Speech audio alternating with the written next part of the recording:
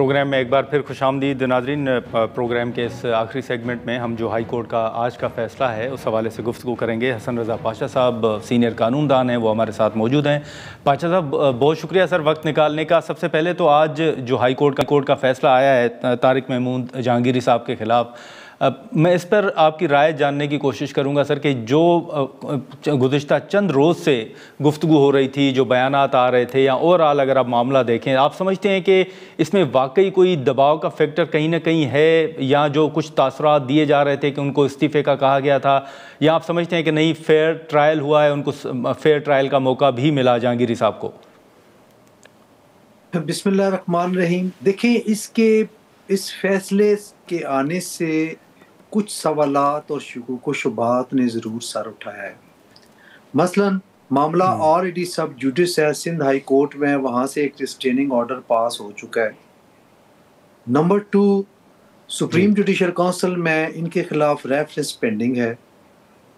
آپ کو یاد ہوگا کہ 3-4 مہینے پہلے بھی ایک بڑی ہائپ کریٹ ہوئی تھی، اس وقت بھی پروگرامز ہوئے، اور میں نے یہ تواتر سے کہا تھا کہ بہتر یہی ہے کہ سپریم جوڈیشل کونسل آرٹیکل 209 کے تحت جو کارروائی کر سکتی ہے وہ کرے، تاکہ کوئی ایمبیگوٹی نہ رہے۔ لیکن آئی ڈونٹ نو کہ سپریم جوڈیشل کونسل کا اجلاس اس حوالے سے کیوں نہیں بلایا گیا، کس وجہ سے ودہیلڈ کیا، اور آج 2 ساتھی ججز نے اپنے ایک ساتھی جج کو اس کی بیسک اپائنٹمنٹ کو انلیگل قرار دے کے سفارش کر دی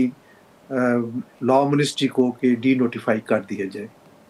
یہ میرا خیال ہے کہ پہلی دفعہ یہ ایسا ہوا ہے۔ اس سے پہلے آپ دیکھیں کہ جب بھی مس کنڈکٹ کی بنیاد پہ کرپشن چارجز یا کوئی اور چارجز ہیں،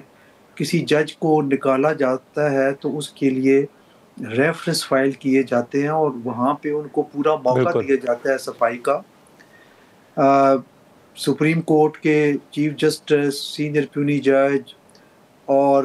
2 ہائی کورٹس کے سینئر ججز، تو کافی سینئر ایک لاٹ ہے جو بیٹھتی ہے اور جو فیصلہ کرتی ہے۔ Article 10A of the constitution of Islamic Republic Pakistan, اس میں بھی یہ ہے کہ فیئر ٹرائل کا موقع دیا جائے۔ 3 دن پہلے جب جسٹس جہانگیری صاحب پیش ہوئے، انہوں نے اعتراض کیا تھا کہ فارمیشن آف بینچ پہ کہ میں آپ کے خلاف سینئرٹی کیس میں پٹیشنر ہوں، سپریم کورٹ میں فائل کی ہوئی ہے، اور دوسرا جو آپ نے مینٹینیبلٹی کے حوالے سے فیصلہ کیا ہے اس کو بھی چیلنج کیا ہے فیڈرل کانسٹیٹیوشن کورٹ میں، تو اس کا ویٹ کیا جائے۔ لیکن وہ ان کی جو ریکویسٹ تھی وہ ٹرن ڈاؤن کر دی گئی، اور آج یہ فیصلہ نہیں ہوئی۔ لیکن پاشا صاحب سر اس کے آپ ایک اثرات کیا دیکھ رہے ہیں؟ اور دوسرا یہ جو جہانگیری صاحب نے کہا بھی تھا چیف جسٹس سے کہ آپ نے مجھے کہا بھی تھا کہ آپ ریزائن کر جائیں اور استعفیٰ جمع کرا دیں، تو اس کے بعد آپ کیا سمجھتے ہیں کہ واقعی ان کو بینچ سے الگ ہو جانا چاہیے تھا؟ دیکھیں، جب ایک فریق یہ آبجیکشن کرتا ہے کہ آپ پہ اعتماد نہیں ہے تو پروپرائٹی یہ ڈیمانڈ کرتی ہے کہ وہ جج صاحب کو از خود علیحدگی اختیار کر لینی چاہیے۔ لیکن ہم نے یہ دیکھا ہے کہ پچھلے چند سالوں سے یہ روایت چل نکلی ہے کہ جب اعتراضات کیے جاتے ہیں تو ان کو ٹرن ڈاؤن کیا جاتا ہے۔ لیکن کئی ججز کو آپ نے دیکھا ہوگا ماضی قریب میں بھی کہ جب ان پہ آبجیکشن کیا گیا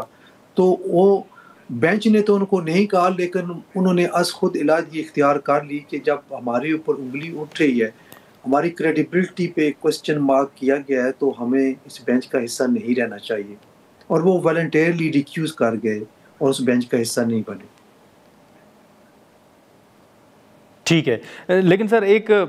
چیز میں آپ سے یہ بھی پوچھنا چاہوں گا کہ یہ جو پی ٹی آئی کے رہنماؤں کے دعوے ہیں یا جو ان کے معاملات خان صاحب کے ساتھ ملاقاتوں کے حوالے سے سامنے آ رہے ہیں، اب اس میں ایک جو دعویٰ پی ٹی آئی کر رہی ہے کہ ہمارے پاس عدالتی احکامات موجود ہیں اور اس کے باوجود اجازت نہیں مل رہی، دوسری طرف حکومت کا موقف ہے کہ سیاسی گفتگو نہ ہو اور یہ سارا اختیار جو ہے وہ جیل سپریڈنٹ کا ہے۔ آپ سمجھتے ہیں کہ عدالتی احکامات کے باوجود جیل سپریڈنٹ کو یہ اختیار حاصل ہے کہ وہ چاہیں تو ملاقات نہ کروائیں؟ میرا خیال ہے کہ یہ انفیٹرڈ اختیار ان کے پاس نہیں ہے۔ اچھا، جیلر صاحب کے پاس عدالتی احکامات کا بھرم رکھنا چاہیے، فیملی کی ملاقات بھی الاؤ کرنی چاہیے، اور اگر ایک سیاستدان گرفتار ہے تو ظاہر ہے اس کے پاس اس کے ورکرز یا سیاسی لیڈرز ہی ملنے کے لیے آتے ہیں۔ کس طرح ممکن ہوگا کہ وہ سیاست پہ گفتگو نہ کریں؟ ہاں، ایک ریسٹرکشن جو لگائی گئی ہے یا حکومت بار بار اس بات کا وہ اعادہ کرتی ہے کہ ملاقات تو ہم کرنے دیتے ہیں، لیکن وہ سیاسی گفتگو جب ہوتی ہے اور باہر نکل کے ایک چنگاری سے آگ لگانے کی کوشش کی جاتی ہے، ورکرز کو اشتعال دلایا جاتا ہے، جس کی وجہ سے لا اینڈ آرڈر کا سچویشن بنتی ہے، تو میرا خیال یہ ہے،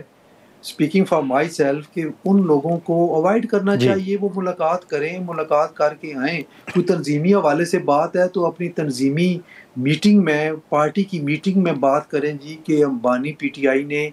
یہ ڈائریکشن دی ہے تو آپ اس کے مطابق کام کریں، لیکن پبلکلی اگر اناؤنسمنٹ نہ کریں تو وہ زیادہ بہتر ہے۔ معاملہ آپ دیکھیے، اس سے پہلے کتنے تواتر سے وکلاء بھی ملتے تھے، فیملی بھی ملتی تھی، ورکرز بھی ملتے تھے، جی دوست احباب بھی ملتے تھے، تو ایک سلسلہ چل رہا تھا۔ تو اب اگر حکومت اس بات پہ آئی ہوئی ہے کہ ہم یہ ریلیف نہیں دینا چاہتے، اور جیل مینول میں ہے کہ آپ سیاسی گفتگو نہیں کر سکتے، لیکن کیا یہ اس سے پہلے 75 سالوں میں اسی طرح ہوتا رہا ہے؟ تو یہ دیکھنا پڑے گا، دونوں سائڈ کو سٹیپ ڈاؤن کرنا پڑے گا۔ سٹیپ ڈاؤن کریں دونوں سائڈ تو شاید بہتری آ جائے۔ چلیں ٹھیک ہے پاشا صاحب، بہت شکریہ سر وقت نکالنے کا۔ ناظرین، حسن رضا پاشا صاحب کی گفتگو آپ نے سنی، جو آج ہائی کورٹ کا فیصلہ سامنے آیا، اور اسی کے ساتھ ساتھ جو پی ٹی آئی کے دعوے ہیں خان صاحب کے ساتھ ملاقاتوں کے حوالے سے، اس حوالے سے پاشا صاحب نے اپنی جو رائے اور جو اپنا موقف تھا وہ ان سے ہمیں آگاہ کیا۔ اب اس حوالے سے پی ٹی آئی کی جو حکمت عملی کا ذکر ہوتا ہے، جو بات ہوتی ہے، اور حکومت اب بھی یہ کہہ رہی ہے کہ مذاکرات ہو سکتے ہیں اور بات چیت کے ذریعے ہی آگے بڑھا جا سکتا ہے، جیسے ہم نے اسپیکر قومی اسمبلی کے بیانات بھی دیکھے ہیں، تو اس حوالے سے جو پی ٹی آئی کی اسٹریٹجی ہے وہ دیکھنی ہوگی کہ اس میں کوئی تبدیلی آتی ہے یا نہیں، یا یہ جو قومی کانفرنس ہونے جا رہی ہے اپوزیشن الائنس کی جانب سے، اس سے کیا نتیجہ سامنے آتا ہے، کیا نکات سامنے آتے ہیں، یہ وقت ہی بتائے گا۔ آج کے پروگرام میں اتنا ہی، اجازت دیجیے، اللہ حافظ۔